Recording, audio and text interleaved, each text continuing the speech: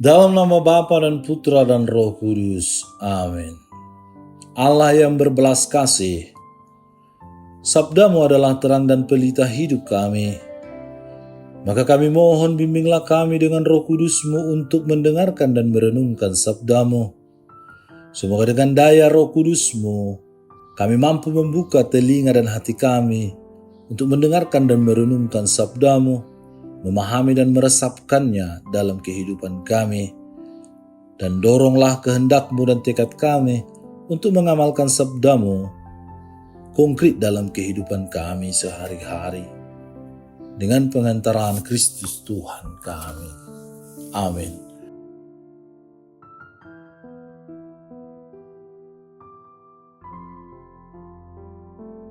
Tuhan bersamamu dan bersama rohmu. Inilah Injil suci menurut Matius, dimuliakanlah Tuhan. Apabila Anak Manusia datang dalam kemuliaannya dan semua malaikat bersama-sama dengan Dia, maka Ia akan bersemayam di atas tahta kemuliaannya. Lalu semua bangsa akan dikumpulkan di hadapannya dan Ia akan memisahkan mereka seorang daripada seorang, sama seperti gembala memisahkan domba dari kambing. Dan Ia akan menempatkan domba-domba di sebelah kanannya dan kambing-kambing di sebelah kirinya. Dan Raja itu akan berkata kepada mereka yang di sebelah kanannya, "Mari hai kamu yang diberkati oleh Bapa-Ku, terimalah kerajaan yang telah disediakan bagimu sejak dunia dijadikan.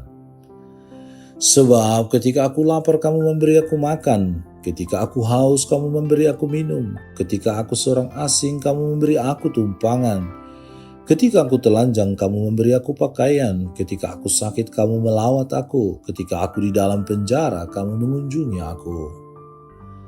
Maka orang-orang benar itu akan menjawab dia katanya, "Tuhan, bila manakah kami melihat engkau lapar dan kami memberi engkau makan, atau haus dan kami memberi engkau minum? Bila manakah kami melihat engkau sebagai orang asing dan kami memberi engkau tumpangan, atau telanjang dan kami memberi engkau pakaian? Bila manakah kami melihat engkau sakit atau dalam penjara dan kami mengunjungi engkau?" Dan Raja itu akan menjawab mereka, "Aku berkata kepadamu, sesungguhnya segala sesuatu yang kamu lakukan untuk salah seorang dari saudaraku yang paling hina ini, kamu telah melakukannya untuk aku." Dan Ia akan berkata juga kepada mereka yang di sebelah kirinya, "Enyahlah dari hadapanku, hai kamu orang-orang terkutuk, enyahlah ke dalam api yang kekal yang telah sedia untuk iblis dan malaikat-malaikatnya.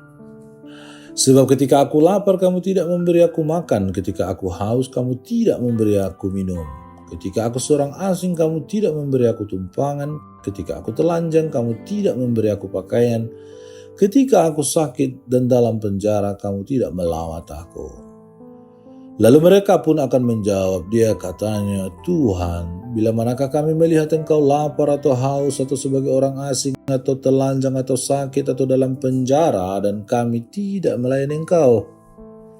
Maka Ia akan menjawab mereka, "Aku berkata kepadamu, sesungguhnya segala sesuatu yang tidak kamu lakukan untuk salah seorang dari yang paling hina ini, kamu tidak melakukannya juga untuk aku." Dan mereka ini akan masuk ke tempat siksaan yang kekal, tetapi orang benar ke dalam hidup yang kekal. Demikianlah sabda Tuhan. Terpujilah Kristus. Saudara-saudari yang terkasih dalam Kristus, dalam bacaan pertama dari kitab Imamat, umat Israel diingatkan lewat Nabi Musa bahwa Allah mengajak mereka untuk hidup kudus seperti Dia. Karena ajakannya itu, maka Allah memberi pedoman hidup yang dapat dimengerti sebagai rambu-rambu, agar umat Israel jangan sampai melakukan tindakan-tindakan yang dilarang oleh Allah. Tetapi sebenarnya bila kita lebih dalam melihatnya, larangan-larangan tersebut, maka kita akan mengamini bahwa larangan-larangan itu sejatinya adalah kiat-kiat baik yang dapat kita lakukan untuk sesama kita agar kehidupan bersama lebih kondusif dan harmonis.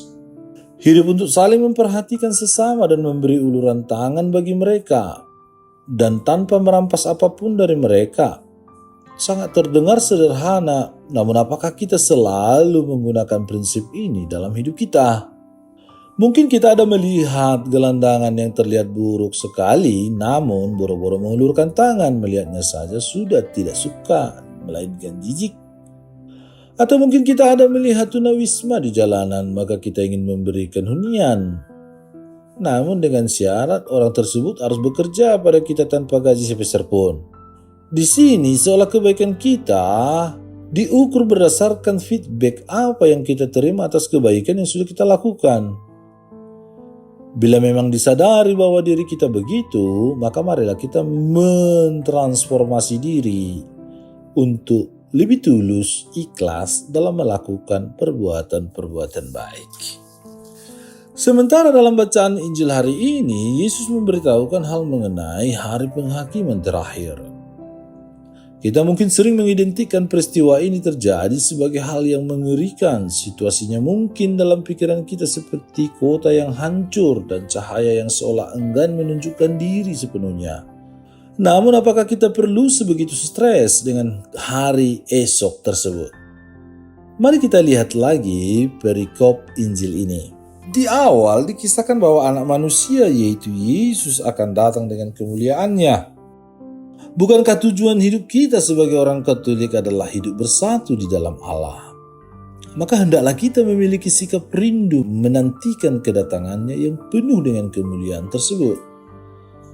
Namun boleh dimengerti juga ketakutan akan hari penghakiman itu muncul oleh karena disposisi diri kita yang belum siap.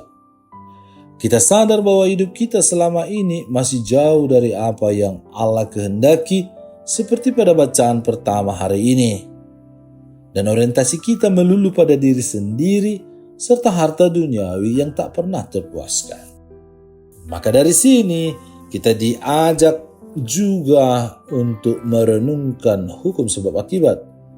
Dalam perikop lain Yesus pernah mengatakan juga bahwa apa yang engkau tabur maka itu pula lah yang engkau tuai. Sehingga janganlah ketika hari itu benar-benar datang kita menuai konsekuensi yang buruk.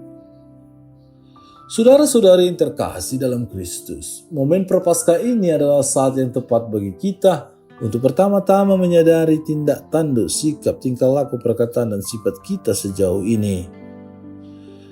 Di mana dan apakah kita telah menaburkan kebaikan-kebaikan yang tulus?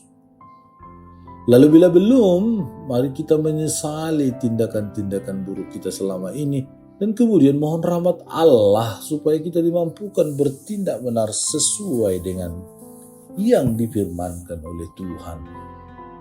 Semoga kita berani melakukannya dan banyak perbuatan-perbuatan baik yang bisa kita lakukan untuk mengisi masa Prapaskah ini dengan baik. Memberi orang lapar makan, mengunjungi orang sakit, memberikan tumpangan kepada orang-orang yang tidak memiliki rumah atau tempat tinggal, mengunjungi saudara-saudari kita yang berada di dalam tahanan atau penjara, memberi semangat, mendukung dan mensupport mereka, memberi secangkir air kepada orang yang letih dan lesu, yang haus. Hal-hal kecil dan sederhana ini merupakan amal perbuatan baik dan kasih yang didasari dengan penuh iman dan kepercayaan yang akan menjamin kita untuk menikmati kebahagiaan kekal, hidup bersatu bersama dengan para malaikat dan para kudus di surga, menikmati kebahagiaan dan sukacita yang tak berkesudahan. Allah Bapa penyelamat orang berdosa, bukalah hati kami untuk menerima ajaran-Mu. Semoga kami bertobat dari dosa dan kekurangan dan memperoleh manfaat dari mati raga kami.